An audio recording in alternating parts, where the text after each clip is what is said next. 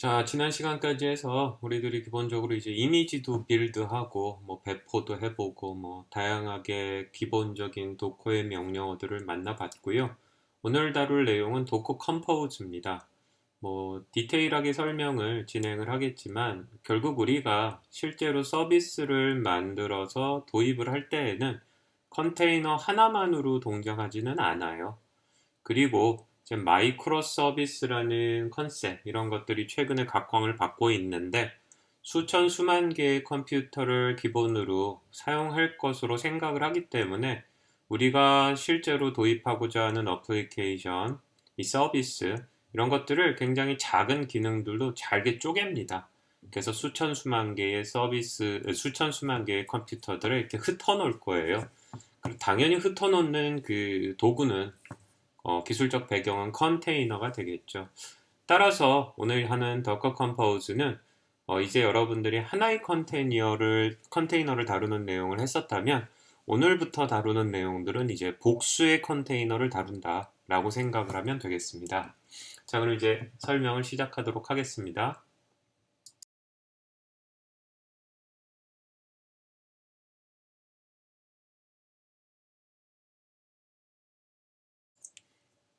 강의의 진행은 뭐 동일합니다. 기존에 여러분들이 배웠었던 지난 강의, 8번째 강의 한번 간단히 리뷰를 하겠고요. 그 다음에 오늘 수업을 위한 리딩 아티클 다시 한번 리마인드하고 오늘 도커 컴포즈 진도 나가고요. 도커 컴포즈와 관련된 이제 실습 진행하도록 하겠습니다.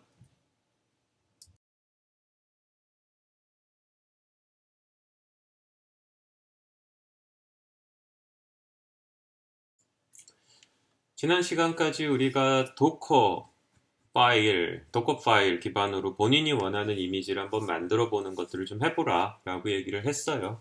그래서 여러분들이 백지에서 시작하면 애로사항이 있을 것 같으니 뭐 엔진엑스, 파이썬, 자바스크립트, C++는 코드는 주지 않았지만 참조할 만한 사이트들, 그 다음에 이제 탄소플로우와 관련된 것들을 예제로 주었죠. 그래서 여러분들이 이런 도커 파일 이미지를 가지고 직접 뭐 한번 조금씩 수정해 가면서 본인이 이제 이미지를 빌드해 보는 작업을 하는 걸로 이제 권장을 했습니다. 오늘까지 수업을 잘 따라왔다면 이제 여러분들은 뭐 본인이 만든 프로그램까지 포함시킨 이미지를 한번 만들고 그거를 이제 컨테이너로 띄우고 도커 허브에 업로드하고 다시 가져와 가지고 그것을 실행하는 이런 기초적인 문법들에 대해서 사용법들에 대해서 익혔다라고 이제 이해할 수 있을 것 같고요. 아직까지 좀 애로가 있는 학생들이라 그러면 반드시 이런 것들을 다시금 여러분들이 그 성취할 수 있도록 노력을 좀 해주길 바랍니다. 참고로 오늘 이후로는 이제 어사인먼트, 미뤄두었던 어사인먼트가 시작이 되고요. 어사인먼트는 프로젝트라고 보면 됩니다. 프로젝트라고 보면 되고 그렇다고 해서 소프트웨어 개발하지는 않을 거예요. 뭐 본인이 하고 싶다 그러면 하십시오. 뭐 개발이라고 하긴 민망하지만 본인이 뭐 사용할 만한 그 예제 프로그램들을 그냥 가져다가 써도 전혀 무방하고요. 기본적으로 이 수업에서 얘기하고자 하는 이 컨테이너 기반으로 서비스를 구동하고 운영하는 것 중심으로 어사인먼트 숙제는 갈 겁니다. 그래서 다시 얘기하지만 본인이 뭐 욕심이 생겨서 서버 어플리케이션을 한번 직접 짜보겠다? 괜찮습니다. 그렇게 진행하고요. 그렇지 않은 경우에는 엔드 어플리케이션, 즉 사용자 어플리케이션 자체는 본인이 뭐 레퍼런스로 삼을 만한 것들 좋은 거 있으면은 카피해가지고 사용을 하고요. 어사이먼트에서는 이제 컨테이너를 만들어라, 멀티 컨테이너를 해라, 복수의 컴퓨터에 써라 이런 식으로 주로 이제 운영하는 관점에서 어사이먼트들이 나갈 거니까 수업 진도를 잘 따라가고 있다 그러면 기본적으로 어사이먼트를 할 때에는 크게 기술적으로 문제는 없을 거라 생각합니다.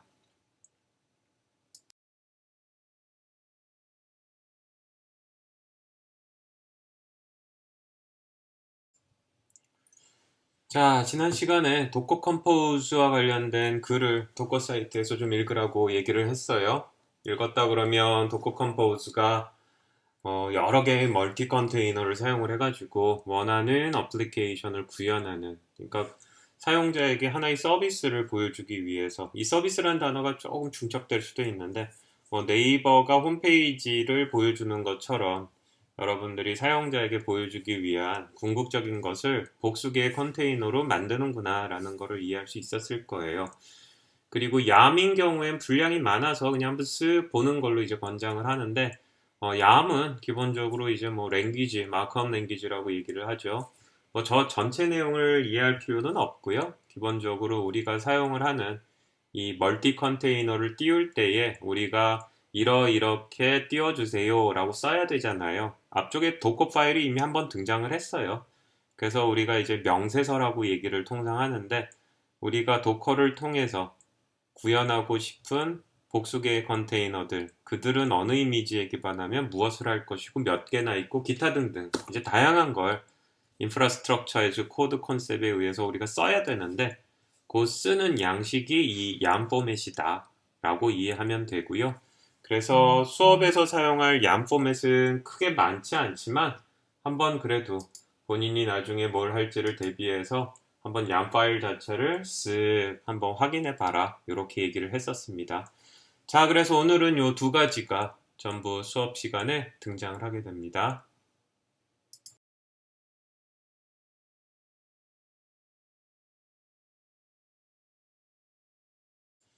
자, 그래서 오늘은 서비스라는 단어에 대해서 설명을 할 거예요. 여기서의 서비스는 우리가 도커를 구동할 때의 고유명사 서비스가 있습니다. 일상적으로 우리가 서비스, 배달의 민족이 제공하는 서비스, 구글이 제공하는 서비스, 이거하고는 좀 달라요. 아주 명확하게 서비스라는 것은 나중에 얘기가 나오겠지만 결국 이 컨테이너들하고 직접적으로 연관이 되어 있는 것들을 도커에서 서비스라고 얘기합니다. 그래서 이 도커의 서비스 컨셉을 설명을 하겠고요. 이 서비스를 여러분들이 일일이 힘들게 손으로 타이핑하면서 하는 게 아니고 도커가 편리하게 해두는 도구인 도커 컴포즈, 이것이 무엇인지에 대해서 배울 거예요. 따라서 여러분들이 개념을 배웠으면 당연히 구동하고 실습을 해야 되니까 도커 컴포즈를 설치해야 되고요. 지난 리딩 아티클을 통해서 미리 설치를 했다 그러면 참 좋은 거죠. 그리고 이제 도커 파일을 만든 것처럼 도커 컴포즈 파일을 만들 겁니다. 도커 파일은 통상 이제 하나의 이미지에 대해서 우리가 만들었고 그것을 컨테이너로 띄웠다면 이 도커 컴포즈는 복수 개의 컨테이너들에 대해서 우리가 나열을 할 거예요. 처음엔 단순하겠지만 본인이 다루는 서비스, 소프트웨어가 아주 명확하다면 그거에 맞춰서 굉장히 구체적으로 쓰는 작업을 하게 될 거고요. 이런 식으로 도커 컴포즈 파일을 만들면 우리가 원하는 서비스를 실제로 생성할 수가 있습니다. 그리고 이것에 대한 이해를 거친 후 기초적인 명령어들에서 배운 다음에 이제 이것을 실습하는 과정을 진행하도록 하겠습니다.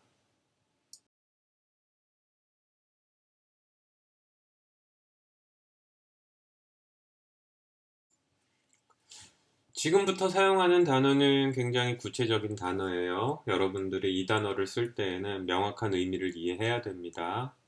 우리는 이제부터 하나의 어플리케이션을 구현하는 것을 목표로 삼을 겁니다. 어플리케이션을 구현을 할 거예요. 이 어플리케이션, 예를 들어서 유튜브도 어플리케이션이라고 볼 수가 있고요. 그 다음에 화상회의 시스템, 어플리케이션입니다. 구체적으로 사용자에게 우리가 제공하고자 하는 그 하나, 최종적인 그 하나를 어플리케이션이라고 부를 겁니다. 그리고 우리가 제공하고자 하는 이 어플리케이션 안에는 수많은 구성 요소들이 들어갈 건데 이들을 우리는 서비스들이라고 부를 거예요. 따라서 슬라이드에 있는 것처럼 하나의 어플리케이션이 수천 수만 개의 CPU들을 사용을 해서 구현한다면 우리는 그 CPU하고 디스크들의 각각 서로 다른, 하지만 얘네들이 모여서 하나의 어플리케이션을 구현하는 서비스를 구성 요소로 가져갈 겁니다. 즉 서로 다른 부품들인 것처럼 서로 다른 서비스들이 모여서 하나의 어플리케이션을 제공을 할 거예요. 예를 들면 유튜브와 같은 비디오 스트리밍 사이트를 생각을 할 수 있는데 우리가 비디오 스트리밍을 어플리케이션이라고 칭합시다. 그러면 비디오 스트리밍을 제공하는 어플리케이션은 어떤 내부 구성 요소를 가져야 되느냐? 슬라이드에 있는 것처럼 당연히 사용자가 요구하면은 스트리밍할 데이터베이스, 즉 비디오들이 있어야 되죠. 그래서 이렇게 비디오를 스토링하는 서비스가 어플리케이션 안에 있고요. 그 다음에 사용자의 네트워크나 디바이스에 맞춰서 비디오의 품질을 조정하는 트랜스코딩하는 서비스가 두 번째로 들어간다라고 생각을 하면 됩니다. 그리고 사용자의 관문 역할을 해서 사용자의 요청을 받아 비디오를 꺼내고 그 다음에 스트리밍 작업을 실제로 하는 프론트엔드가 존재할 테니 결국은 우리가 비디오 스트리밍 어플리케이션, 비디오 쉐어링 어플리케이션이라고 했을 때 비디오를 저장하는 스토링 서비스, 그 다음에 속도나 디바이스의 능력에 맞춰서 비디오 품질을 조절하는 트랜스코딩 서비스, 사용자의 인풋을 받아 원하는 것을 제공하는 프론트엔드 서비스가 있다고 볼 수 있는 거예요. 그래서 지금부터 우리가 얘기를 할 때, 이 도커 컴포즈를 얘기할 때에는 어플리케이션은 최종적으로 사용자가 경험하는 하나, 그 안에는 굉장히 다양한 부품처럼 서비스들이 있다 라고 이해를 하면 됩니다.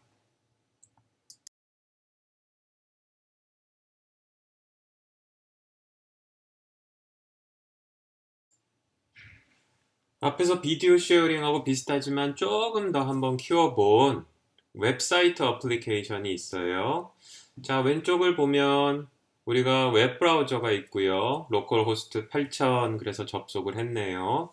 그 다음에 뭐 vue.javascript의 로고가 있는데 결국은 서버가 전달한 자바스크립트 코드를 프론트엔드로 사용을 해서 유저 인터페이스로 사용을 해서 결국은 이제 웹 서비스에 웹사이트에 접속하는 걸 볼 수 있습니다. 자, 그럼 오른쪽을 보게 되면은 회색으로 크게 감싸놨는데 그 안에 세 개가 있고 각각 세 개의 박스의 우측 상단에 도커라고 되어 있는 걸 볼 수가 있는데 결국 얘네들이 모여서 하나의 웹사이트, 웹 어플리케이션을 구현한다라고 보면 됩니다. 따라서 사용자에게 저희가 제공하는 것은 이것들이 모두 모여져 있는 도커라는 아이콘이 모여져 있는 도커라는 아이콘들의 이 박스가 모두 하나가 되어 있는 하나를 웹사이트 어플리케이션을 우리는 사용자에게 제공을 하는 거고요. 우리가 만드는 웹사이트, 웹 어플리케이션은 이 그림인 경우에 크게 4개의 서비스로 구성이 됩니다. 사용자의 웹브라우저가 직접 접속을 해서 프론트엔드 코드를 가져가는 이것을 현재 우리는 여기 웹 백엔드 서비스라고 칭하고 있고요. 사용자에게 전달할 컨텐츠를 저장을 하는 것이 밑에 보면은 데이터베이스 서비스가 있네요. 그리고 사용자에게 어떤 뭐 데이터를 주고 뭐 인풋을 받고 처리하는 작업을 할 때 뭔가 똘똘하는 작업을 하는 애가 뒤쪽에 있나 봐요. 인텔리전스 서비스라고 되어 있고 아래쪽을 보면 뭐 딥러닝이라든지 파이썬 로고가 들어가 가지고 프리프로세싱, 뭐 엔지니어링 뭐 이런 식으로 되어 있네요. 결국은 사용자의 요구를 받는 백엔드 서비스를 장고나 레스트 프레임워크로 만들었고 그리고 사용자의 요구를 받아 백엔드가 정보를 추출하고 저장할 데이터베이스를 우리가 또 오픈소스로 만들었어요. 더불어서 이런 작업을 하면서 뭔가 똘똘한 기능을 제공하고 싶은 걸 위해서 파이썬 같은 코드를 사용을 해서 인텔리전스 서비스를 만든 걸로 알고 있죠.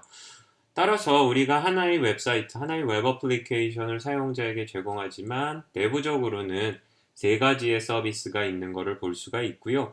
이런 경우에 각각의 서비스들은 별도의 도커 컨테이너 혹은 도커 컨테이너들로 구현이 된다라고 이제부터 생각을 하면 좋겠습니다.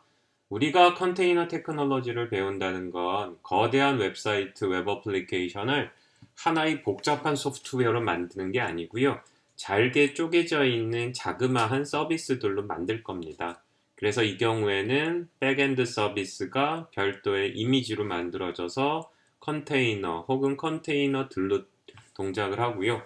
데이터베이스도 마찬가지로 하나의 이미지로 만들어져서 싱글 컨테이너 혹은 복수의 컨테이너로 동작합니다. 인텔리전스 서비스도 마찬가지로 싱글 혹은 멀티의 컨테이너들로 만들어지는 거죠.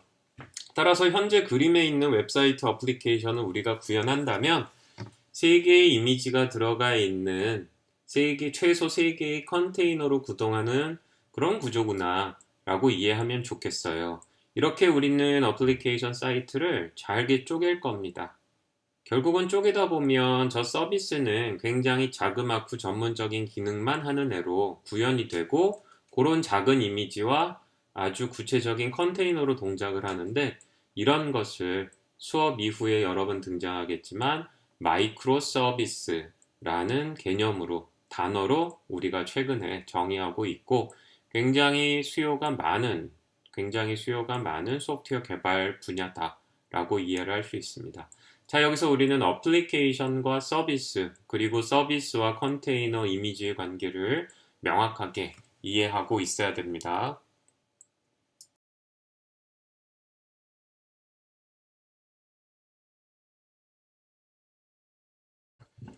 앞서 얘기한 것을 조금 더 글로 풀었습니다. 서비스, 여기 나와 있는 것처럼 서비스는 Containers in Production이에요. 결국은 우리가 하나의 웹사이트 어플리케이션을 프로덕트, 물로 만들어서 프로듀스 하죠. 그리고 이것을 디플로이 할 때, 실제로 돌릴 때, 결국 서비스는 우리가 하나로 만든 웹사이트 어플리케이션에서 컨테이너로 구현이 됩니다. 그래서 두 번째 줄에 있는 것처럼 하나의 서비스는 하나의 이미지하고 매핑이 된다라고 봐야 돼요. 매핑이 봐야 되는 거고, 자, 이제 뒤에서 우리가 도커 컴포즈 파일이라는 거를 작성을 할 거예요. 도커 파일하고 비슷한 형태의 확장된 버전으로 도커 컴포즈 파일인데 거기에는 도커 파일에 있었던 내용들도 비슷하게 들어갑니다. 예를 들면 네 번째 줄에 있는 포트 넘버 기억하죠? 패트, 나트 이런 얘기 했었어요. 더불어서 하나의 서비스가 한 개의 컨테이너 혹은 복수의 컨테이너로 구현될 수 있다고 얘기를 했으니 여기에 있는 리플리카라는 단어는 무엇이냐? 이 서비스를 몇 개의 컨테이너로 띄울지 복수계로 띄운다는 거를 우리가 명시적으로 적을 수가 있어요. 그래서 우리가 앞에 7페이지의 그림을 상기한다 그러면 복잡한 일을 하는 인텔리전스 서비스는 예를 들어 같은 기능을 하는 서비스 컨테이너를 7개 동작시켰으면 좋겠습니다. 그러면 우리가 직접 여기다가 7개라고 쓸 수가 있다라는 겁니다. 자, 그래서 두 번째 있는 분리처럼 number of container를 우리가 적을 수가 있고요. 실제로 서비스가 동적으로 구동하고 있는 상황에서 서비스에 대한 리플리카, 즉 컨테이너의 개수를 우리가 동적으로 늘리고 줄일 수가 있어요. 실제로 웹사이트 어플리케이션을 구동하다가 우리가 보니까 인텔리전스 서비스가 수요가 좀 더 많이 필요하네, 좀 더 많은 리소스를 넣어야 될 것 같아. 그러면 인텔리전스 서비스의 컨테이너의 개수를 필요한 만큼 늘릴 수 있고요. 필요 없으면 다시 줄일 수가 있습니다. 그리고 혹시 기억하는지 모르겠지만 우리가 도커 데몬하고 결국은 클라이언트 CLI가 API를 호출함으로써 통신을 할 수 있다고 얘기를 했어요. 그래서 나중에 손으로 타이핑하는 게 아니고 프로그램에서 도커 데몬에 접속을 하여 원하는 기능을 실행할 수 있다라고 얘기했는데 마찬가지예요. 우리가 프로그램을 짜서 현재 상황에서 인텔리전스 서비스가 좀 더 많이 필요한 이런 거를 우리가 뭐 플래그라든지 CPU 부하를 확인해서 체크한 다음에 프로그램이 알아서 특정 서비스의 컨테이너의 개수를 늘리고 줄이는 이런 작업도 가능합니다. 자, 그래서 우리는 시작할 때 얘기한 것처럼 하나의 서비스가 아닌 복수의 서비스, 그리고 하나의 서비스에 대해서 복수의 컨테이너가 구동할 수 있는 세상으로 들어가요. 따라서 오늘이 어떻게 보면 여러분들이 마일스톤을 하나 이렇게 획을 그은 다음 단계로 들어간 겁니다. 그래서 지난 시간에 도커 파일을 충분히 돌려보고 여러분들이 도커하고 친하지 않으면 많이 친해지라고 얘기한 것이 오늘을 기점으로 5주차 수업을 기점으로 결국은 복수의 서비스와 하나의 서비스에 대한 복수의 컨테이너들이 등장하는 약간 어드밴스드한 세상으로 갈 것이니 이제부터 긴장의 끈을 조금 더 높였으면 좋겠어요.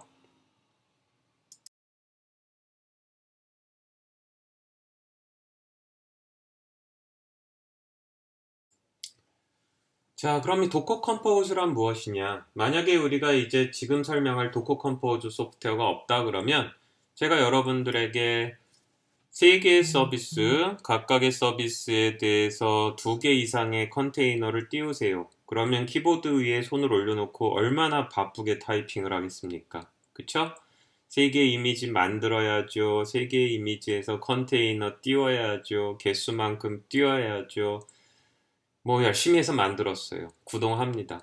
그러다가 또 제가 자 이제 지우고 새로 띄웁시다 그러면 띄운 만큼 컨테이너 죽여야죠. 이미지 지워야죠. 이 모든 작업을 각각의 이미지와 서비스에 대해서 여러 번 해야 되는 거죠.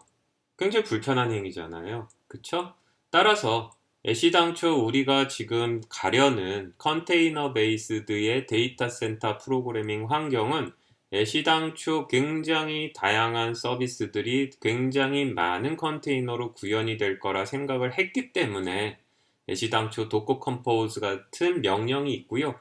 우리는 도커 컴포즈 명령을 한 번 침으로써 웹 어플리케이션, 웹사이트 어플리케이션에 대해서 도커 컴포즈를 한 번만 함으로써 그 안에 들어가 있는 서비스들과 그 서비스에 해당하는 컨테이너들을 손쉽게 다룰 수 있는 겁니다. 이건 분명히 손쉽게 다루는 거예요. 손쉽게 다룬다라고 생각을 해줬으면 좋겠어요.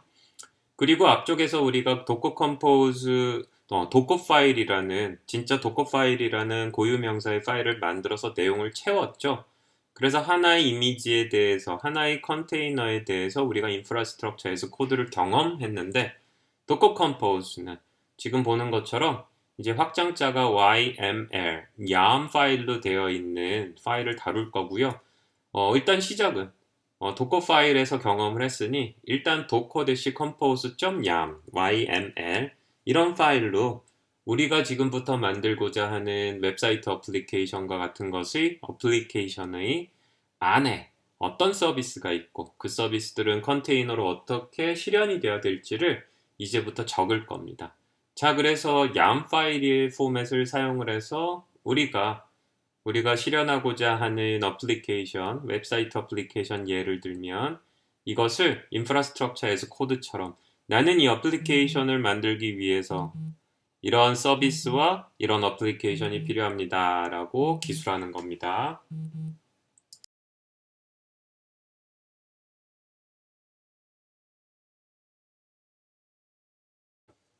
도커와 마찬가지로 도커 컴포즈도 굉장히 많은 서브 커맨드들을 지원을 합니다.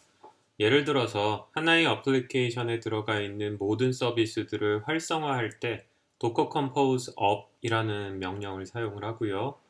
하나의 어플리케이션 안에 있는 모든 컨테이너와 서비스들을 중지하고 싶을 때 docker compose down이라는 명령을 사용을 해요. 그리고 특정 서비스에 있는 컨테이너의 개수를 늘리고 싶을 때 docker compose scale이라는 명령을 사용합니다. 이 외에도 다양한 명령들을 지원을 하고요. 우리는 기본적으로 뒤쪽에서 기초적인 명령들에 대해서 알아보고 실제로 실습을 해보도록 하겠습니다.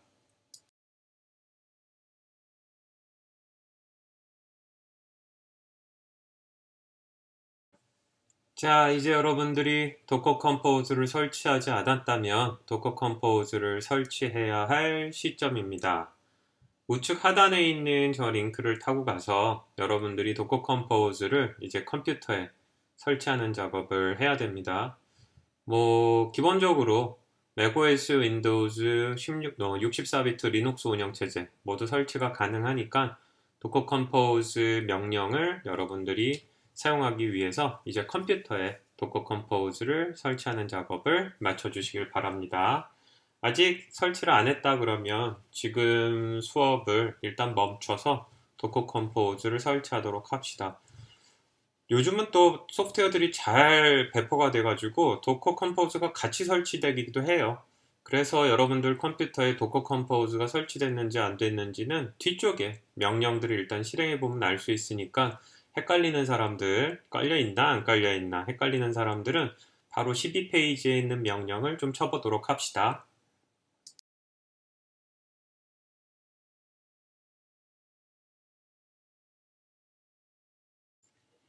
자, 도커 컴포즈가 제대로 깔려 있다 그러면 기본적으로 여러분들이 제대로 깔려 있는지 안 깔려 있는지를 확인하기 위해서 아래에 있는 세 명령, 슬라이드에 있는 세 가지 명령을 한 번씩 쳐보면 됩니다. 도커를 치고 엔터를 했을 때 사용할 수 있는 수많은 명령이 나온 것처럼 도커 컴포즈하고 엔터를 치면 명령이 나올 겁니다. 도커하고 컴포즈 사이에는 대시를 반드시 써야 돼요. 명령어의 이름이 도커 컴포즈입니다. 헬프를 보고 싶은 경우에는 도커 컴포즈하고 한 칸 띈 다음에 대시 대시 헬프를 치면 여러분들이 도커 컴포즈의 그 사용법과 관련된 도움말을 볼 수가 있습니다. 도커 컴포즈의 버전을 보고 싶은 경우에는 도커 컴포즈하고 한 칸 띄고 버전하고 엔터를 치면 여러분들이 현재 깔려있는 도커 컴포즈 그리고 그 구성 요소들의 버전을 볼 수가 있어요. 도커 때하고 거의 똑같은 옵션들이죠. 자, 이렇게 쳤는데 제대로 보입니까? 그러면 이제 도커 컴포즈가 설치가 돼 있는 거예요. 다음 슬라이드부터 이론을 배우고 실습을 배울 준비가 되어 있고요. 아무 반응을 안 하거나 모르는 명령이라고 나온다면 여러분들은 도커 컴포즈를 설치해야만 합니다.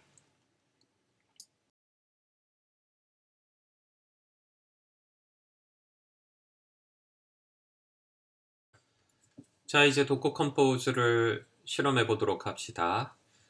기본적으로 여러분들이 도커 파일을 어떻게 했었어요? 본인이 만들고자 하는 이미지를 위해서 워킹 디렉토리 하나를 만들고 그 안으로 이동을 해서 거기서 도커 파일을 만들고 도커 빌드를 했어요. 마찬가지예요. 여러분들이 디렉토리 하나를 만들고요. 그 안으로 이동한 다음에 권장하는 이름 docker-compose.yml 양 파일을 만듭니다.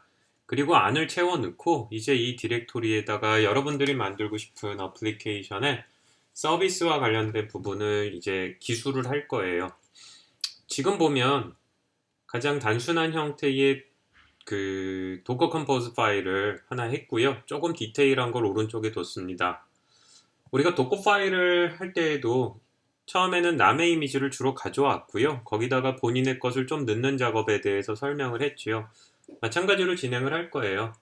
여러분들이 이제 도커 컴포즈를 통해서 여러 개의 서비스가 들어간 어플리케이션을 만들 건데 일단 서비스를 도커 허브에서 가져올 수 있는 그런 남이 만들어 놓은 것을 가져다가 한번 써보도록 합시다.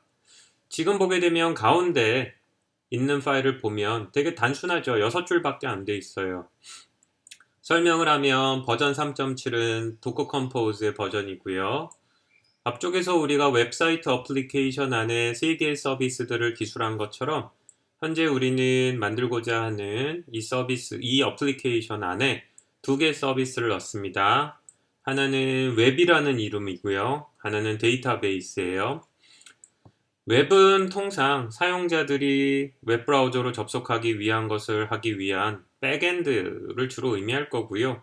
데이터베이스는 사용자들의 요청을 받아서 읽어서 전달하거나 사용자의 요청을 받아서 저장할 데이터베이스가 되겠죠. 이 두 가지가 통상 웹 기반의 서비스들의 가장 기초적인 형태가 되겠고요. 보게 되면 서비스 안에 결국은 웹, 그 다음에 데이터베이스 2개로 되어 있는데 웹 밑에 보면 이미지를 어떤 이미지를 쓴다? 엔진X, 즉 우리가 앞쪽에서 익히 언급했었던 엔진X라는 남이 만들어 놓은 이미 이루어져 있는 이미지를 도커허브에서 가져오겠다는 의미예요. 데이터베이스는 어떤가요? 데이터베이스는 레디스 데이터베이스를 가져오기로 했네요. 따라서 6줄밖에 안 되지만 엔진X 기반의 웹 백엔드와 레디스 기반의 데이터베이스 2개 이미지, 2개의 서비스가 있고요. 이들로부터 이제 컨테이너가 만들어진다고 보면 되겠죠. 오른쪽은 이제 여러분들이 차차 익히면서 이해하게 될 그 추가적인 문장들이 들어가 있는데 위에서부터 아래까지 잠깐 살펴보면 얘는 버전이 3.3으로 동작을 하게 요청을 하고 있고요. 서비스는 데이터베이스하고 워드프레스네요. 데이터베이스는 MySQL 5.7이고 워드프레스인 경우에는 이미지를 보면 레이티스트 기준의 워드프레스를 사용하고 있어요. depends on이라든지 워드프레스 밑에 있는 저 첫 번째 구문은 일단 잊어버리고 워드프레스의 이미지 밑에 보면 포트가 있죠. 우리가 도커 파일에서 봤었던 것과 같이 워드프레스가 컨테이너 안에서 80번을 본인의 주소라고 인식을 할 때 외부와의 통신을 위해서 외부에선 8000번으로 접근을 하는 포트 어드레스 트랜슬레이션도 같이 들어가 있는 걸 볼 수 있고요. 워드프레스 이미지 포트 밑에 environment를 보면 워드프레스에서 필요로 하는 호스트 유저 패스워드 네임과 같은 정보들을 세팅하는 부분도 있어요. 그래서 얼추 도커 파일하고 상당히 비슷해요. 그래서 보는 것과 같이 도커 파일은 하나의 컨테이너나 이미지에 집중된 것이었다면 도커 컴포즈는 도커 파일의 기능하고 거의 비슷한데 더 많은 걸 할 수 있죠, 물론. 그리고 보는 것과 같이 복수 개 이상의 서비스들을 우리가 설명하기 위해서 인프라스트럭처에서 코드를 구현하기 위해서 사용한다라고 이해하면 되겠습니다. 자, 이렇게 가장 간단한 형태의 6줄짜리 도커 컴포즈 파일도 여러분들에게 중간에 있는 것처럼 보여준 겁니다.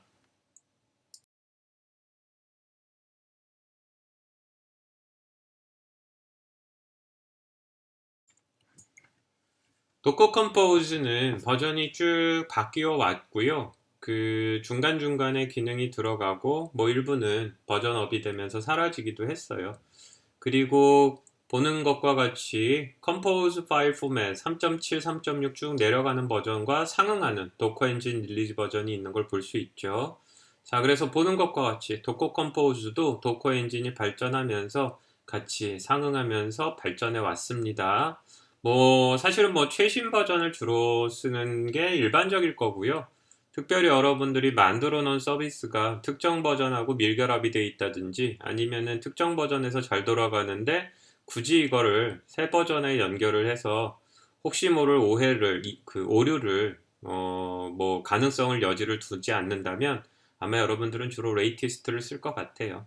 현재 홈페이지를 확인을 해봐도 아직까지는 3.7이 최신 버전으로 되어 있는 것을 우리가 볼 수 있고요.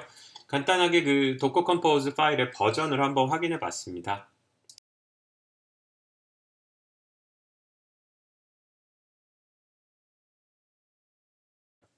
자, 이제 실습해야 될 내용을 미리 이론으로 설명을 하도록 하겠습니다.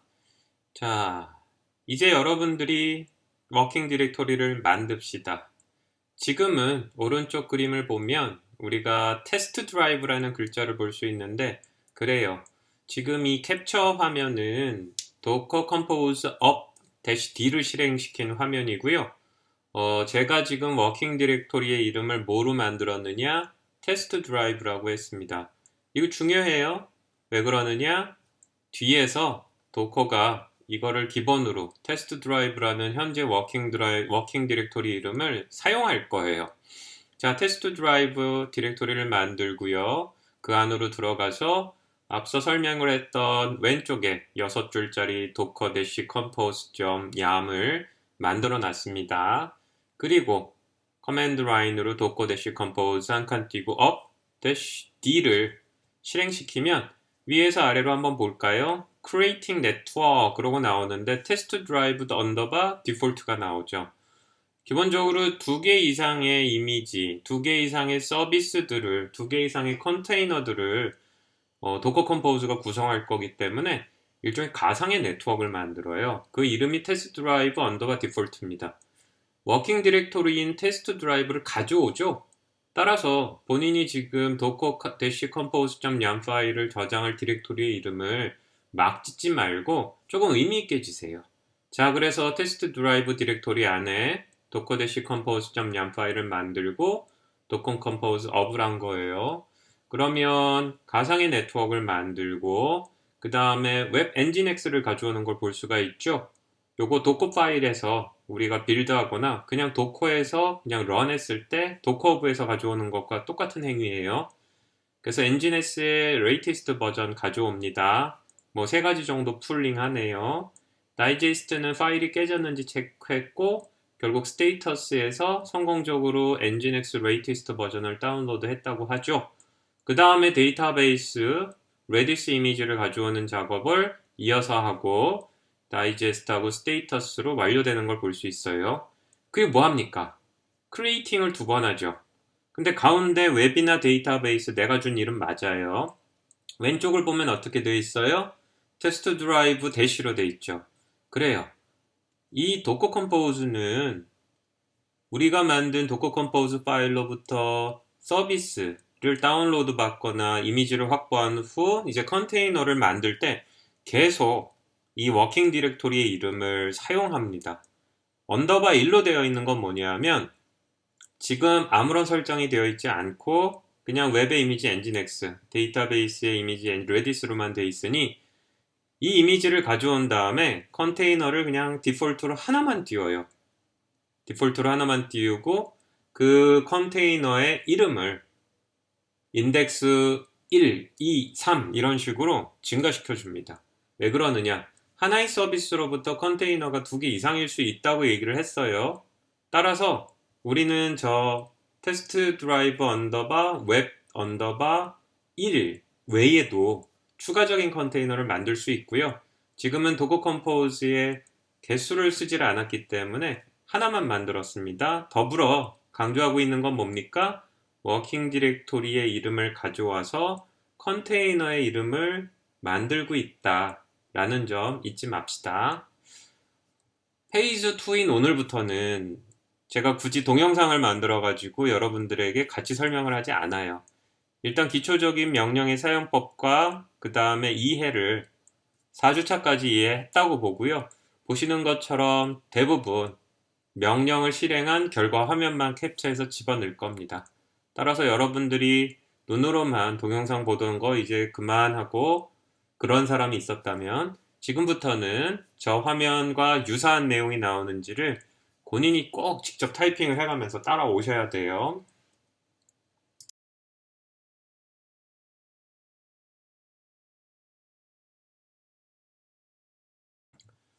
도커 컴포즈에는 config 명령이 있어요. config 명령을 사용을 하면 현재 우리가 만들어서 실행한 현재 도커 컴포즈로부터 서비스가 동작들이 된 것들을 확인할 수 있습니다.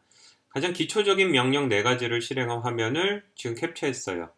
첫 번째 줄에는 docker-compose config가 있죠. 그럼 뭐가 나왔어요? 얌 파일에 있는 서비스 내용과 버전들이 그대로 나와준 걸 볼 수가 있고요. 본인이 도커 명령을 사용할 때 잘 모르겠으면 헬프 해보라 그랬죠? 마찬가지예요. 도커 컴포즈 config 잘 모르겠어요? 대시 헬프 해보면 저렇게 많은 설명이 나옵니다.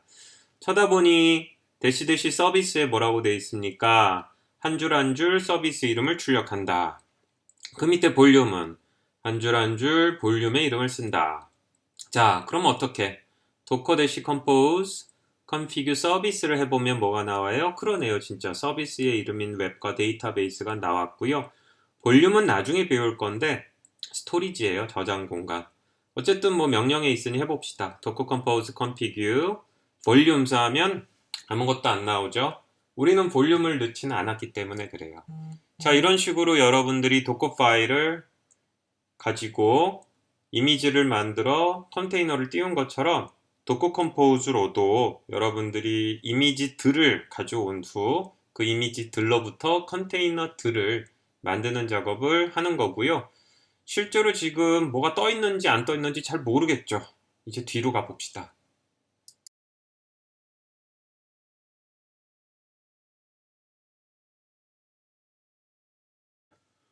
도커 컴포즈는 각각의 이미지로부터 컨테이너들을 띄워주고 죽이는 작업을 합니다. 현재 우리는 띄운 거예요. 그러면 그 다음에 각각의 이미지나 컨테이너들에 대해서 여러분들이 궁금하잖아요. 궁금해야죠. 지금까지 썼었던 도커 명령을 쓰면 됩니다, 이제. 자, 윗부분에 보면 첫 번째 실행한 구문이 도커 컨테이너 ls-a예요. 뭐가 나왔어요? 그래요. 도커 컨테이너 명령은 도커에게 현재 있는 컨테이너들을 보여달라고 한 거잖아요. 자, 이미지 2개, Redis nginx가 있고요. 오른쪽으로 쭉 가면 포트 하나씩 잡고 있고 이름이 아까 봤었던 테스트 드라이브 데이터베이스 1, 웹 1으로 되어 있는 거 볼 수 있죠. 우리가 도커 컴포즈에서 대시 D 옵션까지 줘가지고 업 하면서 대시 D까지 줘가지고 사실상 이렇게 띄워놓은 거예요. 눈으로는 안 보이지만 열심히 지금 레디스 하나하고 엔진엑스 하나가 둥둥 떠 있고요. 이미지도 우리가 도커허브에서 가져왔으니까 한번 봅시다. 도커 이미지 ls 하면 레디스 이미지와 엔진엑스 이미지가 두 개가 지금 저장이 되어 있는 걸 볼 수가 있죠. 내친 김에 컨테이너가 떠 있으니까 CPU 메모리 상태도 한번 확인해 보면 도커 스탯으로 저렇게 여러분들이 컨테이너가 떠 있는 것을 볼 수가 있어요. 도커 스태츠 화면은 계속 둥둥 떠 있으면서 동적인 상태를 보여주니 컨트롤 C로 해야지 나올 수 있다. 요거 잊지 마시고. 자, 이런 식으로 도커 컴포즈를 원하는 어플리케이션 안에 서비스들의 컨테이너를 띄웠으면 그 다음은 여러분들이 도커 명령을 사용을 해서 각각의 컨테이너들과 이미지를 다룰 수가 있습니다.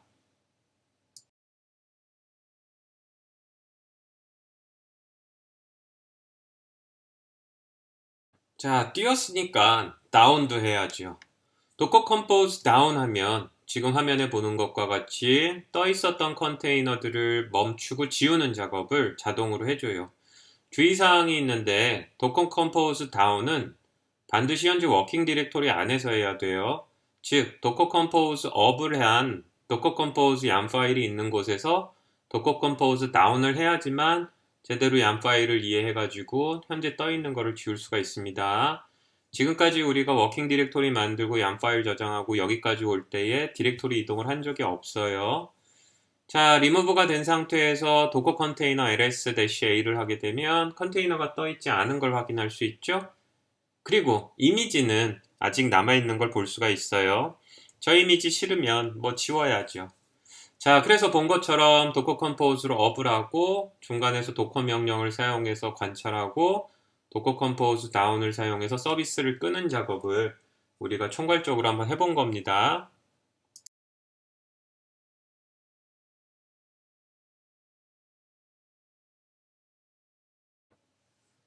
자, 뭐 화면에 떠 있어요, 뒤에 있어요 이렇게만 얘기하면 재미가 없으니 실제로 우리가 웹서버를 띄운 거잖아요. 데이터베이스까지는 모르겠지만 웹서버를 띄웠는데 뭐 엔진엑스 구경 한번 가봐야죠. 자, 왼쪽과 같이 우리가 도커 컴포즈 파일을 업데이트 하는데 이미지 엔진엑스 밑에다가 포츠라고 해놓고 그 밑에 대시 8080 이렇게 할 겁니다. 엔진엑스가 저 컨테이너 내부에서는 테스트 드라이브 엔진엑스 1 안에서는 80번 포트를 쓰지만 바깥에서 뚫고 들어가기 위해 그 80번을 8000번으로 매핑한 거예요.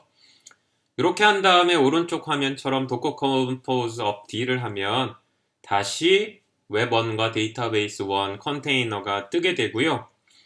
여기서 여러분들이 알아두면 요긴한 명령어 cur이라고 부르는데 curl이라는 명령이 있어요.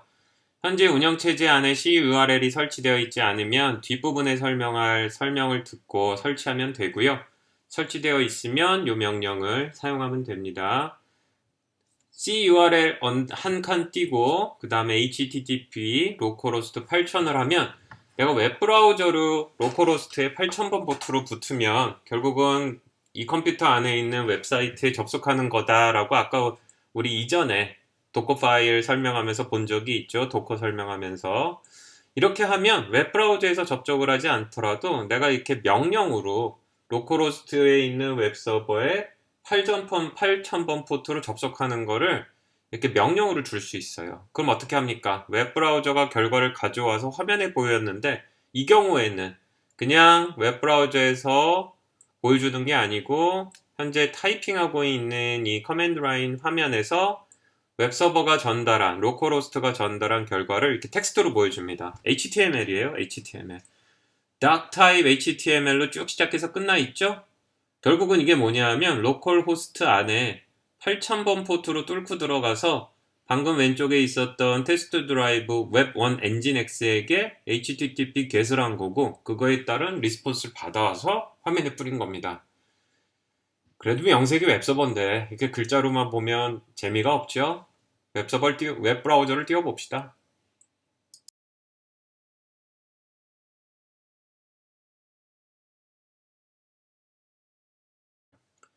자, 웹브라우저 띄워놓고 http localhost 콜론 8000 그리고 엔터를 치면 무엇이 벌어져요? 지금처럼 웹브라우저 위에 화면이 뜨는 걸 볼 수 있어요.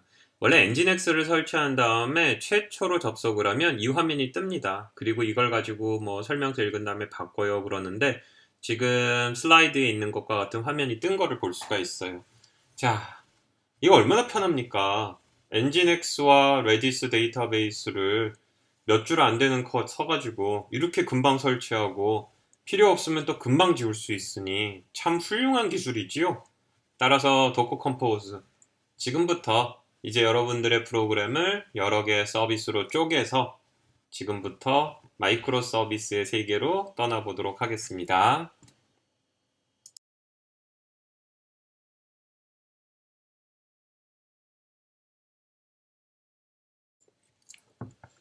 자, 우리 포트 어드레스 트랜슬레이션과 네트워크 어드레스 트랜슬레이션 오리엔테이션 할 때 앞쪽에서 첫 번째 주에 설명했어요. 그 다음에 도커 설명하면서도 우리가 했었는데 혹시 까먹을까봐 다시 한번 슬라이드 펼쳤고요. 이거 이해 안 되는 사람은 동영상 다시 예전 수업으로 돌아가서 해당 부분에 대한 거를 읽어야 됩니다. 이제 우리는 수많은 컨테이너들을 띄울 거예요. 머릿속에서 이제 네트워크 그림이 조금씩 그려져야 되는데 헷갈릴 수 있는 부분이 이 네트워크 어드레스 트랜슬레이션은 당장 안 쓰겠지만 포트 어드레스 트랜슬레이션은 헷갈리면 안 돼요. 헷갈리는 사람들, 아까 8000하고 80번 포트 매핑하는 거 헷갈린 사람들은 다시 예전 동영상으로 돌아가서 포트 어드레스 트랜슬레이션을 이해하도록 합시다.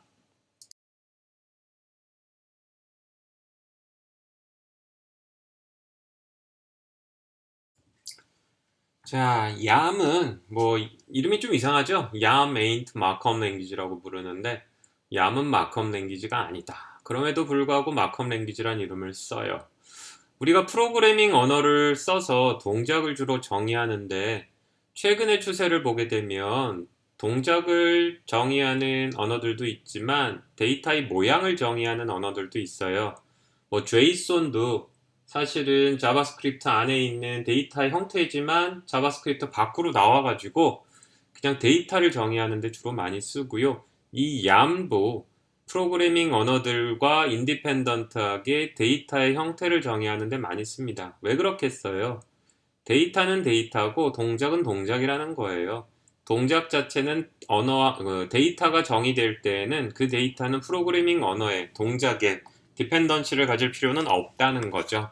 자, 그래서 우리는 YAM이라는 그 표준이에요, 사실상. 언어의 표준이고 데이터의 형태를 나타내는 언어인데 우리는 이 YAM 파일 포맷으로 이 도커 컴포즈 파일을 만들었습니다. 그래서 혹시 본인이 YAM 파일 안에 있는 문법이 헷갈리면 이 YAM 스탠다드에 가서 조금씩 살펴보는 거 좋은 버릇이에요. 이 수업 안에서는 그렇게 복잡한 문법을 많이 사용하지는 않을 거고 어사이먼트에서 언젠가 YAM이 결국은 등장할 건데 여러분들이 필요로 하는 기능들이 있을 때에는 꼭 찾아서 집어넣을 수 있도록 합시다.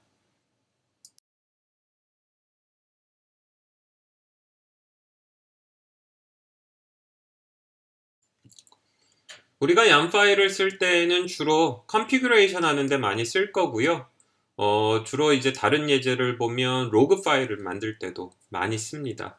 그리고 앞쪽에서 얘기한 것처럼 언어하고 상관없이 데이터를 주고받아야 될 때 이 YAM 포맷을 데이터를 주고받는 표준 언어로 공인을 해서 뭐 누구는 파이썬으로 짜고 누구는 고로 짜고 누구는 다트로 짠다고 하더라도 데이터는 언어에 상관없이 쓰일 수 있도록 많이 사용합니다.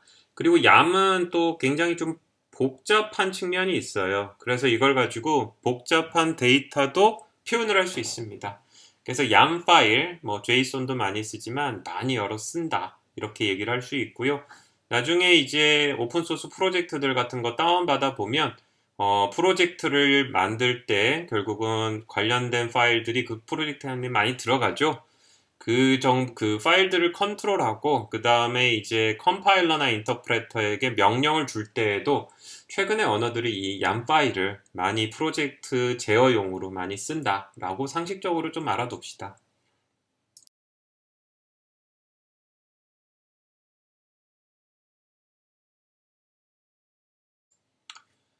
지금 당장 뭐 접속할 일은 없겠지만 얌도 보시는 것과 같이 표준이 있고요. 버전이 바뀌고 있어요. 그 다음에 IRC와 같이 뭐 사람들의 커뮤니티도 있고 기타 등등이 있고요.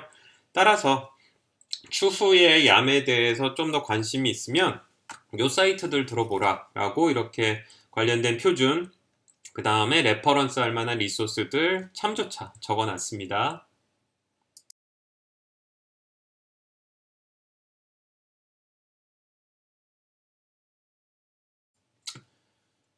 언어에 상관없이 얌을 쓸 수 있다는 얘기는 대부분의 언어들이 얌을 지원을 한다는 거예요. 그렇다고 해서 이제 언어 자체에 빌트인으로 되어 있는 경우는 많지 않고 대부분 이제 라이브러리 형태로 지원을 합니다. 무슨 얘기냐면 빌트인 펑션을 사용해서 파일을 열고 닫을 수 있는 것처럼 이렇게 언어별로 얌 파일을 읽을 수 있고 쓸 수 있게 대부분 라이브러리들이 있어요.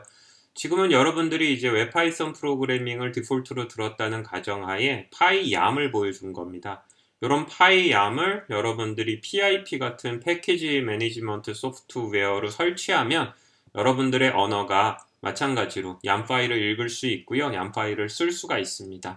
뭐 지금 당장 여러분들이 얌 파일을 파이썬으로 다룰 일은 없겠지만 추후를 생각해서 지금 보여준 거고요.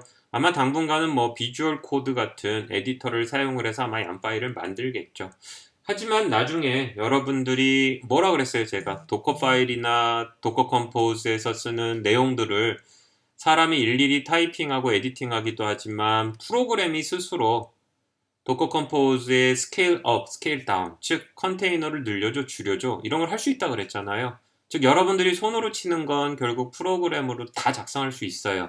그럴 때에는 어떻게 해야 되겠어요? 결국은 이런 얌 파일에 대한 정보를 직접 프로그램에서 동적으로 만들 필요는 있습니다. 그런 걸 감안해서 여러분들에게 이런 것들이 있다. 파이썬 언어로 얌을 읽고 쓸 수 있는 라이브러리들이 있고 왼쪽을 보면 C++, 뭐 크리스탈, 루비, 펄, C#, 고랭 엄청나게 많은 언어들을 위해서 얌을 다룰 수 있는 라이브러리들이 이미 제공이 된다. 라는 점 강조하고 지나갑니다.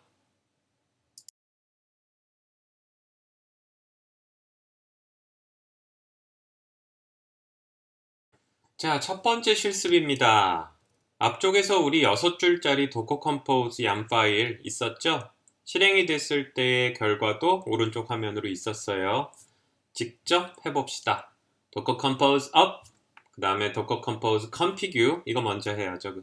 그 다음에 마지막으로 도커 컴포즈 down 하는 것들. 그 다음에 도커 명령도 같이 해보세요. 요거 아주 이론적으로, 이론 수업 부분에 있었던 아주 간단한 명령어들이니까 그대로 한번 이론 수업 슬라이드 부분에 있었던 것들 실행해 보도록 합니다.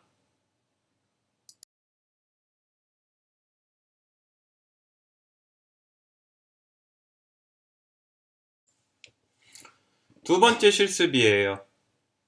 보게 되면 도커 컴포즈.얌 파일을 명시했습니다. 버전 3.7에 서비스 3개가 있고요. 첫 번째는 매니저라는 앤데 우분투 레이티스트 버전이에요. 그 다음에 두 개의 엔진X가 각각 워커1과 워커2라는 서비스 이름으로 되어 있네요. 엔진X 워커1은 8001번 포트를 통해서 로컬호스트에서 접속할 수 있게 해놨어요. 엔진X 두 번째 워커2는 8002번으로 접속하게 해놨습니다. 포트 어드레스 트랜슬레이션 이해한다면 8001은 컨테이너 바깥에, 워커1 바깥에서 워커1 안으로 향할 때 쓰는 거고, 따라서 웹브라우저를 띄우고 8001이라고 쓰면 되는 거죠. 워커2로 들어가려고 그러면 웹브라우저로 로컬호스트 8002를 하면 들어가요.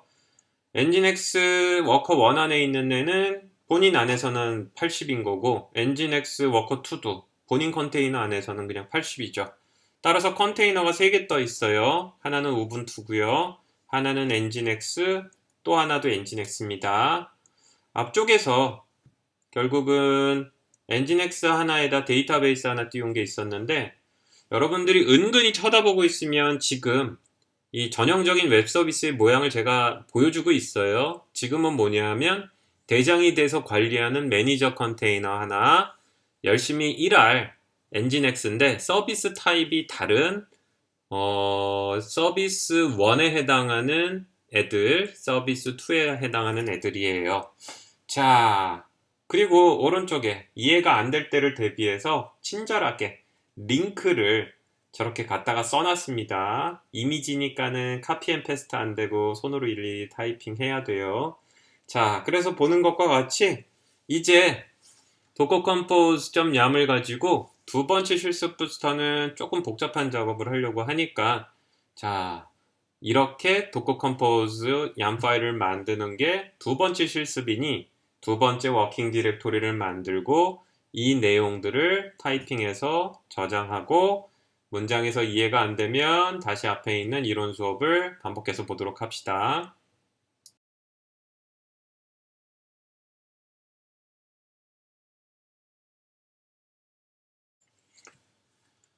자, 이제 도커 컴포즈와 도커 명령을 하이브리딩 했고요. 약간의 리눅스 명령이 들어가 있으니 여러분들이 실습해야 될 내용. 첫 번째 줄, 도커 컴포즈 업 하게 되면 어떻게 된다? 우분투 매니저 하나에 엔진X 각각 워커 1, 워커 2로 뜨지요. 이 상태에서 도커 컨테이너 ls 하면 3개의 컨테이너가 떠 있는 걸 볼 겁니다. 그리고 보는 것과 같이 CURL 혹은 웹브라우저를 사용을 해서 로컬 호스트를 주고 포트 넘버를 줘보세요. 현재 그냥 8001로만 줘봤어요. 그리고 도커에서 여러분들 우분투 리눅스 운영체제 안으로 들어가는 거 해봤죠. 도커 컨테이너 익스큐션을 사용을 해서 여러분들이 띄운 우분투 컨테이너 안으로 인터랙티브한 터미널인 -it로 들어가서 거기서 /bin에 /bash를 실행하는 겁니다. 여러분들이 실행한 환경에 따라서 우분투 컨테이너의 아이디는 다를 테니 컨테이너 ls 명령을 통해 우분투 매니저의 컨테이너 아이디를 확보해서 조자리에다가 브레이스 열고 닫은 안에다가 넣어서 들어가야죠. 여러 번 등장했었던 리눅스의 apt-get 명령이 나와서 업데이트, 업그레이드 한번 해보는 거 있고요. 컬이 없으면 컬도 한번 인스톨 해보는 거 있었어요. 자, 근데 우리 지금 어디 들어가 있다? 기본적으로 마스터에 해당하는 우분투 안에 들어갔어요. 컨테이너를 3개 띄웠는데 3개 중에 첫 번째 대장에 해당하는 컨테이너 안으로 들어와 있습니다. 그 상황에서 CURL이라고 한 다음에 뭘 했느냐? HTTP 워커 1이라고도 해보고 워커 2라고도 했어요. 자, 저렇게 되면 무슨 일이 벌어지느냐? 3개의 컨테이너 중에 우리는 마스터 안으로 들어갔는데 이 셋은 도커 컴포즈에 의해서 가상의 네트워크로 연결이 되어 있어요. 따라서 마스터 컨테이너 안에서 우분투 리눅스 운영체제 안에서 저 CURL 명령을 사용을 해가지고 엔진X 첫 번째 A인 워커 1에 들어가고 싶으면 저렇게 IP 주소를 치는 영역 혹은 도메인 이름을 치는 영역에다가 우리가 아까 부여했었던 저 이름을 주면 돼요. 그렇게 되면 워커 1에 들어가서 저 엔진X 서버에 접속을 해서 CURL에 의해서 결과를 가져올 겁니다. 해보세요. 그리고 두 번째 워커 2에도 들어가 보고요. 모두 마쳤으면 도커 컴포즈 다운을 해서 이 모든 상황을 종료해 봅니다. 복잡해 보이지만 그렇게 복잡하진 않아요. 여러 개가 섞여 있을 뿐이죠.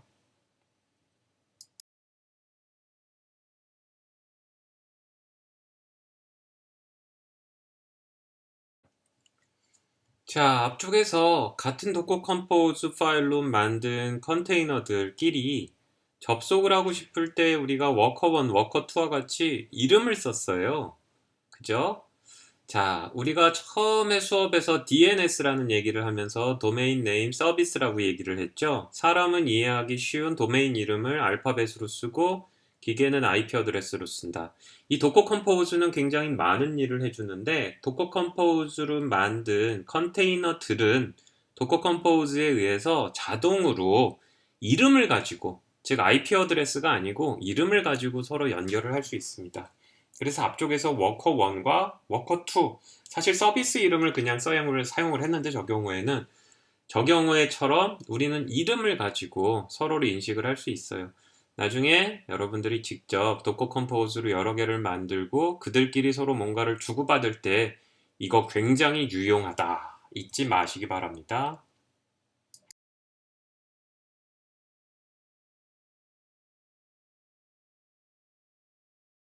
CURL 혹은 클라이언트 URL이 정식 이름이고요. 컬이라고도 부르는데 요거 참 개발할 때 좋은 툴이에요.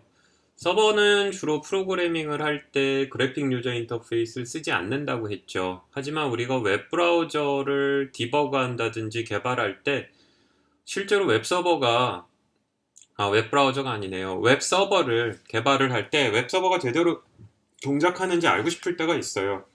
그때마다 다시 그래픽 유저 인터페이스가 되는 컴퓨터를 가져다가 접속을 하면 불편하죠. 이 CURL, 즉 클라이언트 URL은 앞서에서 우리가 본 것처럼 그냥 커맨드 라인 인터페이스로 웹브라우저를 흉내낼 수 있습니다. 이런 웹 서비스 말고 굉장히 다양한 서비스들을 제공을 해요. 그래서 오른쪽 하단에 있는 저 링크를 타면 오픈소스로 구경을 할 수 있으니까 이 CURL 관심 있게 쳐다보고요. 일단 우리는 CURL로 HTTP만 하고 있지만 본인이 개발하고자 하는 소프트웨어에 맞춰서 어떤 기능을 제공하는지 조금씩 자가 학습하면 은근히 훌륭한 프로그래머가 되리라 생각합니다.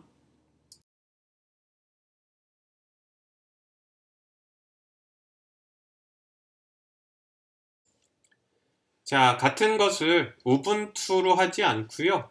알파인으로 했어요. 그래서 매니저의 이미지가 알파인으로 바뀌어 있는 것을 제외하면 동일합니다. 사실 이제 우분투를 지금까지 친근하니까 써왔는데 이제부터는 사실 알파인이 좀 더 많이 등장할 겁니다. 컨테이너를 할 때에는 우분투, 사실 작은 우분투인데도 이것마저도 무겁다는 거예요. 그래서 정말 경량화된 알파인이 이제부터 많이 등장할 건데 똑같은 작업을 우리 알파인을 가지고 한번 해봅니다. 지금 보는 건 도커 컴포즈를 알파인으로 바꾼 겁니다.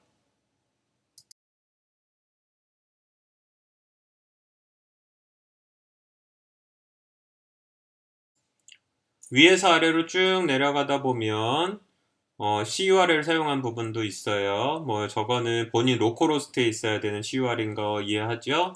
그 다음에 apt 개수로 인스톨하지 않고 우리가 알파인 안으로 들어가서 CURL을 알파인에 설치할 때에는 apk add를 써야 됩니다. 그래서 apk add 명령이 중간에 있는 거 볼 수 있으니까 알파인으로 바꿔서 우리 한번 사용을 해보도록 합시다.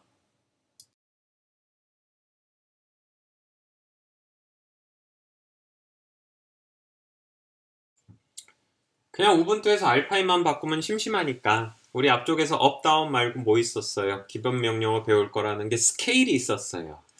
첫 번째 있는 줄 도커 컴포즈 업을 할 때에 우리가 대시 대시 스케일 옵션을 줘가지고 매니저를 몇 개? 4개. 자, 해보면 아래쪽에 결과 화면 캡처되어 있는데 테스트 드라이브 워커 1에 테스트 드라이브 매니저 1뿐만이 아니고 2, 3, 4, 4개가 뜨는 걸 볼 수 있어요. 그쵸? 저 스케일 옵션. 결국은 본인이 필요할 때 필요한 만큼의 컨테이너들을 특정 서비스에 대해서 키우는 겁니다. 뭐 관심 있는 사람들은 매니저가 아니고 워커 1이나 워커 2에도 해보는 것도 컴퓨터를 죽이지는 않아요. 그 상황에서 도커 컨테이너 ls 보면 실제로 컨테이너가 알파인으로 4개 떠 있는 거 볼 수 있고요. ps 명령이 있어요. 도커 컴포즈 ps가 있는데 ps는 원래 리눅스 우분투의 프로세스 명령이라고 한 번 등장했던 적이 있죠. 도커 컴포즈의 ps를 해보면 저렇게 테스트 드라이브 매니저 1, 2, 3, 4가 업돼 있다라는 것과 엔진X는 현재 대시G 데몬 오프 상태다. 그 다음에 포트 정보도 나오는 걸 볼 수가 있어요. 뭐 나간 김에 로그도 볼 수 있어요. 그래서 로그 정보도 볼 수 있게 했으니 저 로그 옵션도 해보고 뭐 다 열심히 구경했으면 도커 컴포즈 다운으로 죽이고 나옵시다.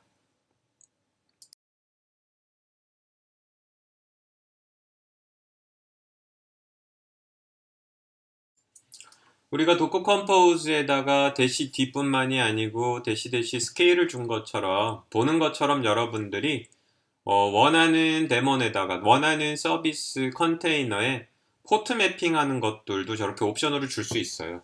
그래서 사실은 우리가 얌 파일을 만들고 도커 파일을 만들었지만 그 얌 파일이나 도커 파일에 들어가는 내용을 일일이 도커나 도커 컴포즈 명령의 옵션으로도 줄 수 있습니다. 결국은 이제 개발을 하면서 빨리빨리 뭔가 디버그를 할 때는 커맨드 라인 인터페이스에서 타이핑을 하겠지만 여러분들이 자동화된 형태로 작업을 한다 그러면 얌이나 도커 파일을 사용하는 걸 권장은 해요. 그래서 지금 뭐 우분투에 있었던 것을 알파인에서 그대로 해본다기보단 스케일도 해봤고요. 포트 매핑하는 것도 도커 컴포즈 파일에 있는 내용을 바꾼다든지 하는 것을 한번 해본 겁니다.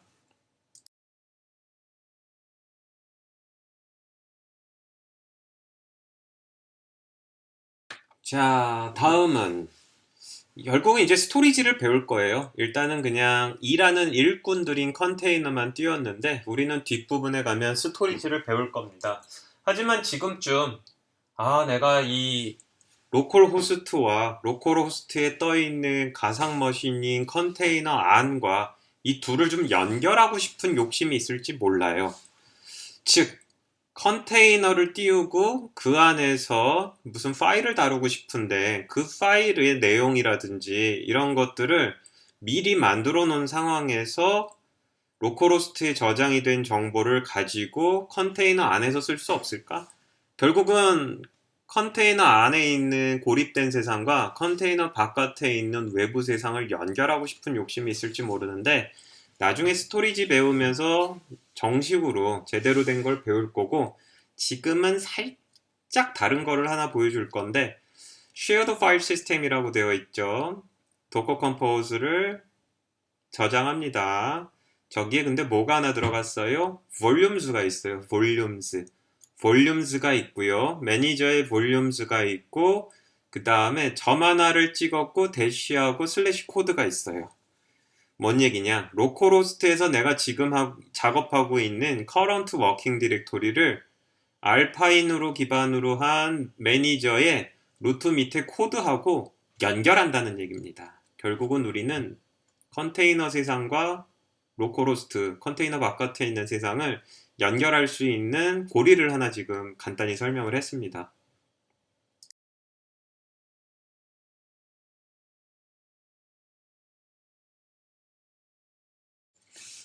자, 실제로 경험해야죠. 도커 컴포즈 업하고 컨테이너 살았는지 확인한 후 알파인 리눅스 운영체제 안으로 들어가서 이번엔 apk add 나노인데 저 나노는 커맨드 라인 인터페이스를 사용하면서 우리가 에디팅을 해야 될 때 교수님이 좋아하는 에디터예요. 되게 단순한데 편해요. 그래서 나노를 알파인에 설치했고요. 현재 루트 디렉토리에 위치하고 있을 테니 루트 밑에 코드 디렉토리로 체인지 디렉토리 한 다음에 lsal 파일의 리스트를 보면 놀랍게도 우리가 컨테이너 바깥에 있었던 docker-compose.yam 파일을 비롯한 그 워킹 디렉토리 안에 있는 파일이 보여요. 저기서 나노하고 docker-compose.yam을 에디트하겠다고 한 후 써있는 것처럼 docker-compose yam 파일 맨 밑에다가 shop test 주석으로 테스트라고 쓴 거죠. 쓰고 저장하고 나오면 current working 디렉토리에 저 파일이 바뀌어 있습니다. 이게 볼륨즈예요. 볼륨은 나중에 배울 내용이고요. 여러분들 중에 급하게 파일을 로컬호스트에 있는 거를 컨테이너 안으로 넣고 싶다든지 하는 경우에 임시로 사용하라고 설명을 했습니다. 자, 이런 식으로 우리는 외부에서 컨테이너 안으로 들어가기 위해 포트 어드레스 트랜슬레이션도 배웠고요. 볼륨도 배웠고요. 그 다음에 컨테이너들끼리 도메인 네임 서비스를 지원받아 서로 본인들의 이름을 통해서 연결하는 것들도 다 배웠습니다. 굉장히 알차고 굉장히 많은 내용을 다룬 수업이에요, 사실 오늘은.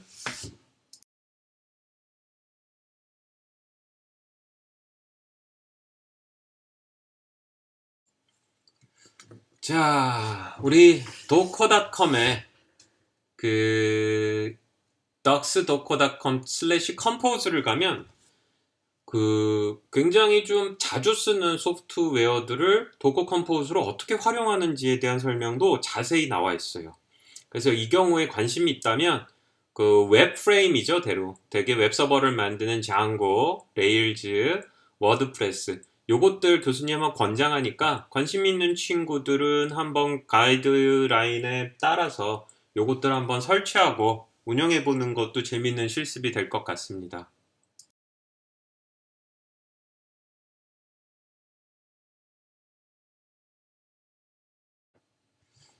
자, 오늘 동영상은 2020년 1학기 수업에서 5주차 첫 번째 날인 4월 13일에 여러분들이 들었어야 되는 강의고요. 두 번째 날인 4월 15일에 대한 수업은 제가 이론 수업을 하지 않고 이 슬라이드 밑에 있는 네 가지 동영상을 각각 유튜브에서 시청합니다.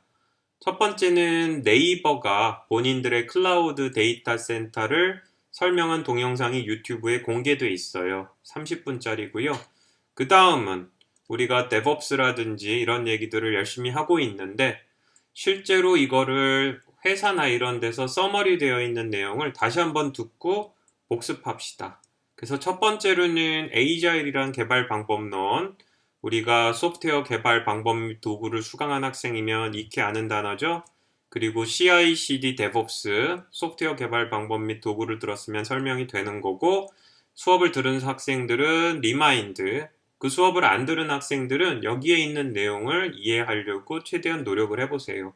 자, 그리고 오늘 수업을 듣고 실습을 하다 보니 나는 4주까지 무얼 했나 싶은 친구들, 다시 한번 복습하는 마음으로 도커 베이직 리비지티드 46번으로 길지만 지금까지 여러분들이 사용했었던 도커 명령들과 이론을 다시 한번 서머리를 해줄 거예요. 교수님이 얘기한 게 좀 복잡하다면 저 사람이 얘기하는 것도 들어서 이해를 하는데 좀 더 도움이 됐으면 바랍니다. 자, 그래서 4월 15일에는 교수님이 별도의 동영상을 올리지 않을 거고요. 이 동영상 1시간, 한 번 수업 정도 분량으로 뽑아놨으니까 4월 15일 5주차 두 번째 수업은 밑에 있는 이 동영상들을 보고 그 다음에 감상문을 제출합니다. 감상문 너무 복잡하게 쓰지 마세요. 여러분들이 들었는지 안 들었는지 양심 걸고 그냥 체크하기 위한 용도니까 자유 양식으로 뭐 한 페이지 분량으로 해가지고 여러분들이 느낀 바 아니면 제일 감동 깊었던 부분들을 전체에 대해서 A4 용지 한 장 정도의 자유 양식과 자유 내용으로 채워서 클래스에 제출하도록 합니다. 클래스는 날짜가 정해져서 이미 과제 메뉴가 올라가 있으니까 참조하기 바래요. 이건 네이버가 보유한 데이터 센터, 그 다음에 데이터 센터 안에서 들어가는 프로그래밍과 관련된 중요한 내용이에요. 따라서 반드시 시청을 하기를 바라고요. 슬라이드에 없는 얘기를 시작합니다. 어사인먼트 넘버 1입니다. 현재 우리 데이터 센터 프로그래밍 수업 안에서는 이제 도커를 설치하고 사용하고 그 다음에 본인이 원하는 형태대로 수천 수만 개의 CPU와 디스크를 활용하는 전 단계, 즉 복수 개의 GPU와 디스크, 그보다도 전 단계라 그러면 서로 다른 종류의 서비스들에 기반한 컨테이너들을 직접 활용을 하는 것을 궁극적인 목표로 삼고 있어요. 그래서 어사인먼트는 아마 4번 정도 이번 학기에 할 것 같은데, 어사인먼트는 여러분들이 수업 시간에 배웠고 실습을 한 내용들을 직접 스텝 1, 스텝 2, 스텝 3, 스텝 4로 이렇게 임프로브 시키는 거를 해보려 해요. 어렵지 않아요. 어렵지 않고 프로그램을 짜고 싶으면 짜서 넣으세요. 본인의 그 이미지나 안에. 그 프로그램을 개발하지 않을 사람들은 앞쪽에서 얘기한 것처럼 레퍼런스 될 만한 코드를 가져오면 됩니다. 현재 여러분들의 어사인먼트 1이 드롭박스에 가면 어사인먼트라는 디렉토리가 새로 만들어져 있고요. 거기에 PDF 파일이 하나 담겨 있어요. 열어보면 프로젝트 샵1 첫 번째 내용만 채워져 있고요. 되게 단순해요. 당신이 스스로 만드는 도커 파일 혹은 도커 이미지를 생성하시오. 그리고 지금 만든 이 도커 이미지를 어디다가 도커 허브에다가 푸시하시오. 당연히 여러분들은 본인의 도커 허브가 열려 있어야 되는 거죠. 도커 허브 안에 도커 파일 안에 뭘 채워야 되냐, 도커 이미지 안에 뭘 채워야 되느냐, 알아서 하고 싶은 대로. 정 모르겠으면 실습에 있었던 내용 중에 얼추 마음에 드는 내용으로. 그래서 본인의 도커 파일을 만들고요. 그걸 가지고 도커 이미지를 만든 후 본인의 도커 허브에 푸시합니다. 클래스에 제출하는 건 너무나도 단순해요. 본인이 방금 푸시한 도커 허브의 그 이미지 혹은 도커 파일 업로드하는 것도 괜찮아요. 그래서 도커 파일이나 도커 이미지의 URL만 클래스로 제출하면 됩니다. 자, 다시 정리합니다. 본 수업에서는 총 4번 정도의 어사인먼트가 있을 거고요. 첫 번째 어사인먼트를 임프브로 해서 두 번째, 그걸 임프루브해서 세 번째 개선시킬 거예요. 그리고 첫 번째인 경우 단순한 거예요. 이미 여러분 도커 파일 만드는 법 배웠고 이미지 만드는 법 배웠고 허브에 올리는 법 배웠어요. 따라서 올리고 난 다음에 도커 파일이나 도커 이미지의 URL만 보내면 됩니다. 심플하지요. 이거에 대한 설명 드롭박스의 어사인먼트 디렉토리에 현재 이 과제를 설명한 게 있습니다. 시간은 이미 강의 계획서에 어사인먼트가 오늘 발표될 거라는 일정이 쓰여 있고요. 다음 주에 어사인먼트 2가 나갈 건데 그 어사인먼트 2가 나가기 전에 여러분들의 숙제가 업로드 돼야 됩니다. 따라서 주어진 시간은 2주가 될 거고요. 현재 클래스로 가면 어사인먼트 1을 언제까지 제출해야 될지 시간과 날짜가 정해져 있으니 그에 맞춰서 제출하도록 합니다. 머리가 좀 복잡할 거예요. 도대체 이 과목은 시험은 어떻게 볼 것인가? 글쎄요. 시험은 어떻게 볼라나? 자, 일단 오늘 들은 것처럼 오늘의 가장 중요한 부분은 뭡니까? 이제 페이지 2가 시작이 된 거예요. 서로 다른 서비스에 복수의 컨테이너들이 뛰어 있고 그들이 가상의 네트워크에 연결이 됩니다. 페이지 2예요. 더불어서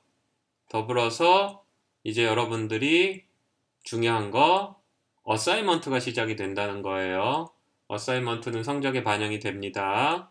어사이먼트는 첫 번째 것을 계속 개량해 가지고 키워 나갈 거니 첫 번째 잘해야지 뒤에 가서 고생하지 않을 거예요. 방금 프로젝트 1을 설명한 것처럼 프로그램 짜란 얘기는 안 했습니다. 도커 파일이나 도커 이미지, 그 다음에 도커 허브에 업로드를 할 줄 아는 거를 확인하는 게 목표지. 내용은 I don't care예요. 따라서 본인이 뭔가 하고 싶은 방향을 정한 후 이 수업이 끝났을 때 본인이 생각한 프로그램을 한번 돌려보는 거 나쁘지 않아요. 하지만 프로그램을 잘 짰다 그래서 뭐 점수를 더 주거나 하는 행위는 하지 않습니다. 어사이먼트 1 2주 시간이에요. 2주 뒤에 업로드가 돼야지 어사이먼트 2를 받아가지고 또다시 개량을 하니까 잊지 말도록 합시다. 그리고 지금 보고 있는 이 4월 15일자 수업은 제가 하는 이론 수업이 별도로 없으니 지금 보고 있는 것과 같이 네이버나 아니면 이 수업을 지탱하고 있는 철학과 관련된 Agile, Continuous Improve, Continuous Delivery, DevOps 그 다음에 도커에 대한 복습을 저 동영상들로 볼 수 있도록 합시다. 시험, 기말고사 어떻게 볼까요? 상상해 보도록 합시다.